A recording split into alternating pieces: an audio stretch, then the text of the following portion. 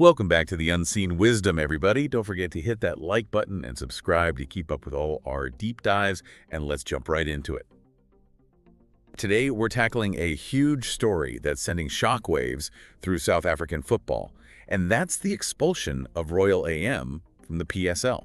Yeah, this is a pretty big deal. I mean, to have a team kicked out in the middle of the season, it's something we haven't really seen before. Right. It's unprecedented, and we need to unpack what it all means. Let's start with the decision itself. The PSL's Board of Governors, they've just gone and ratified the Executive Committee's recommendation to cancel Royal AM's membership, effective immediately. It's serious stuff when they pull the trigger, like immediate action. No kidding. And this wasn't just a small group making the call. We're talking about representatives from 31 professional teams. So basically everyone in the league, except Royal AM, had a say in this. Wow, so it was pretty much the whole league deciding this. That tells you something about how serious the issues were. Exactly. And when you look at the reasons behind this expulsion, well, it's not a pretty picture. First, you've got Royal AM being placed under curatorship back in December. This was mainly because of their owner, Sean Mackay's, and a hefty debt she owed to SARS, something like 40 million rand, according to reports. Yeah, curatorship, that's a big sign that things aren't going well financially. It means they were in such bad shape that someone else had to step in and try to sort things out. And for SARS to get involved, well, that's not a good sign at all. Right. But it seems like the money owed to SARS was just the tip of the iceberg.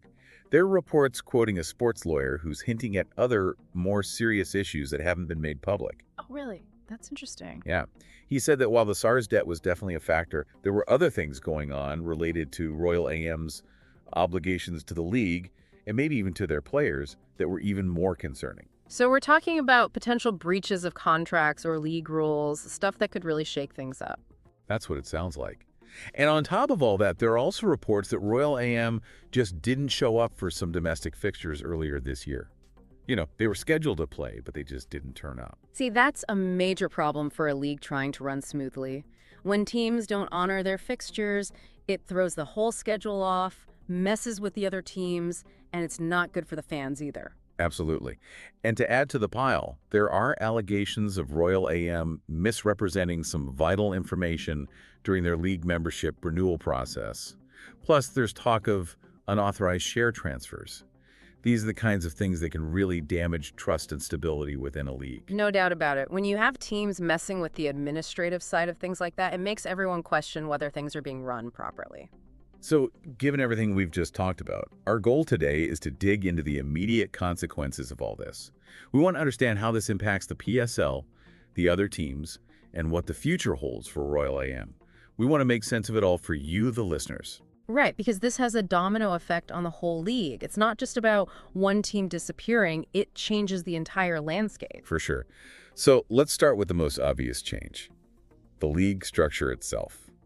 Now that Royal AM's out, the PSL will finish the season with only 15 teams instead of 16. So that makes things a bit simpler in terms of scheduling, right? Fewer matches to worry about. True, but it also creates some interesting situations, especially when you think about how it affects the final standings and the whole relegation and promotion process. But before we get into that, let's talk about one of the biggest immediate impacts. All of Royal AM's results from this season are now null and void. All those 11 matches they played. It's as if they never happened. Wow, that's a big change. Yeah, it means any wins or draws that other teams got against Royal AM are gone, just wiped off the record. So you're basically saying the league is hitting the reset button on a chunk of the season, trying to make it fair for everyone. Exactly. It wouldn't be fair for some teams to benefit from wins against a team that's no longer part of the league, right? Yeah. So they have to adjust the points accordingly. Makes sense. So how does this affect the top teams? Like, what about Mamelodi Sundowns? They were leading the pack, weren't they? They were, and they actually won against Royal AM, so now they lose 3 points. Golden Arrows and TS Galaxy are in the same boat. They also beat Royal AM and lose 3 points each. Okay, so Sundowns still has a lead, but it's a bit smaller now. Right.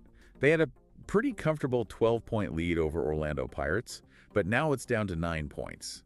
And it's not just the points. Their goal difference is also affected.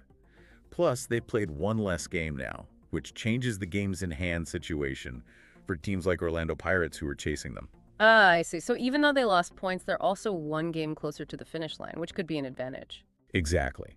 Now, further down the table, you have teams like Cape Town City, Supersport United, and Richards Bay, who all drew against Royal AM.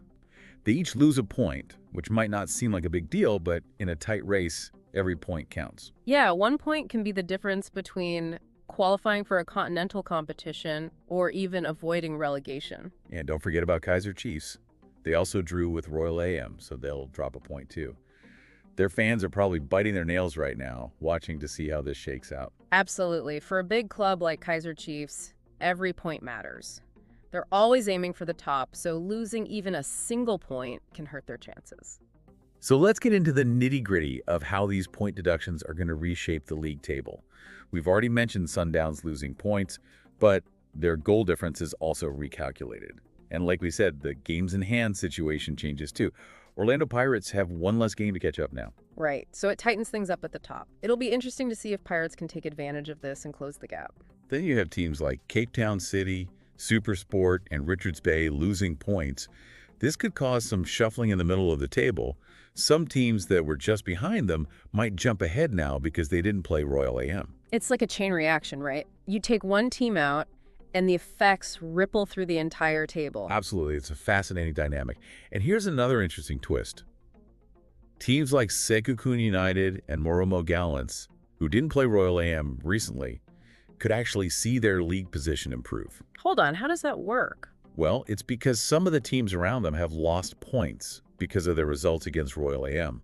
They haven't gained any points themselves, but their position relative to others has changed. So it's like they're indirectly benefiting from Royal AM's expulsion. Exactly. And this goes all the way down to the relegation battle.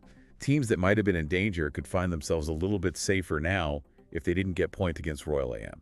But on the flip side, those who did get points against Royal AM are now in a tougher spot. It makes the relegation battle even more intense. Every point is absolutely crucial at that end of the table. And then you have Kaiser Chiefs and Chippy United, who are pretty close in the standings. That 1-point deduction for Chiefs could be the difference maker. If they end up with the same number of points, Chippy United could move ahead because they currently have a better goal difference. Goal difference, the tiebreaker that can make or break a season, it's going to be a nail-biter for those two teams. Now, let's switch gears and talk about relegation and promotion. With only 15 teams left, the usual way teams move up and down between the PSL and the National First Division is also affected. Normally, the 16th place team in the PSL gets relegated, and the top team from the lower league gets promoted automatically. But now there's no 16th team to automatically relegate, so what happens now? It looks like the team that finishes 15th in the PSL will have to fight for their survival in the promotion-relegation playoffs against teams from the National First Division. The stakes just got a whole lot higher for the teams at the bottom.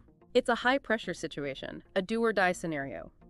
The 15th place team will have to prove they deserve to stay in the top league. And let's not forget about the players who were contracted to Royal AM. Their careers have been thrown into turmoil. Technically, they are now free agents. Yeah, that's a tough spot for them. Their contracts are basically terminated, and they're left without a team in the middle of the season. But because the transfer window is closed, they can't just sign with another club right away. They'll need to go through the PSL's Dispute Resolution Chamber, or DRC, to get clearance to play for a new team outside of the normal transfer period. Thankfully, some players were smart and had already reached out to the DRC even before the expulsion was official. Good thinking on their part. The DRC will be crucial in helping these players find new clubs and continue their careers. It's an important safety net for them in this unusual situation. Now let's move on to the future of Royal AM and its ownership. Even though the team is out of the league, that 40 million rand debt to SARS isn't going away. How do you think SARS might go about trying to get their money back? Well, Royal AM as a business still exists. Even though the team is gone, SARS will probably keep going after that money through the curatorship process. They might try to sell off any assets the club has left to recover what they're owed. Right, so even though the team is gone, the financial mess isn't. Now what about Sean Mackay's, the owner, and others involved in the club's management? Are they banned from owning another team in the future? That's a good question. From what we understand, the expulsion was specifically for the club, Royal AM, not the individuals running it. So theoretically, Sean Mackay's could potentially try to buy into another existing PSL club. But of course, any such move would be closely examined and would need approval from the league. So she could maybe return to football, but it wouldn't be easy. It would be interesting to see how the league would react to that. Now, we know there were attempts to sell Royal AM before the expulsion, even with interest from a foreign consortium. Do you think this whole situation makes a sale even more difficult? It definitely adds a lot of complications. A team outside of the top league isn't as attractive to buyers. Anyone interested would have to think about the long road of trying to climb back up through the lower leagues or maybe try to buy their way into the PSL by acquiring another existing club. It's a big gamble, that's for sure. And let's not forget about the human side of all this. The Royal AM fans, the staff, they're all deeply affected by this. It's not just about points on a table. It's about people's passion, their livelihoods. Absolutely. Loyal fans lose their team, people lose their jobs. It's a tough time for everyone connected to Royal AM. The emotional and economic impact can't be ignored. So to wrap things up, the expulsion of Royal AM has shaken the PSL to its core. It's created logistical headaches and turned the league table upside down. The consequences go beyond the points and affect players, staff, and the future of the competition itself. It's a wake-up call, really. It shows how important it is for clubs to manage their finances responsibly and follow the rules. The effects of this will be felt for a long time in South African football. This whole situation raises so many questions, doesn't it? It makes you think about the responsibilities of owning a club, the importance of financial transparency, and how fragile the balance can be between the excitement on the pitch and the stability behind the scenes. What does this tell us about the bigger picture of football, and what lessons can be learned to protect the league's future? Yeah, it really highlights the need for better oversight and stronger governance in football. How can leagues spot problems early on and intervene before they reach this point? What can be done to ensure financial stability for all clubs? These are crucial questions that need answers. We want to hear from you, the listeners. What are your thoughts on the expulsion of Royal AM and how it's affected the PSL? Share your opinions in the comments below. Do you think it's fair to the other teams? What about the players caught in the middle? And what does the future hold for South African football? This is a big discussion, and your voice matters. And hey, if you found this deep dive insightful, don't forget to give it a thumbs up, subscribe to The Unseen Wisdom for more in-depth analysis, and keep those comments coming. Your engagement helps us bring you more of these important conversations. Yeah, let's keep the discussion going. See you next time.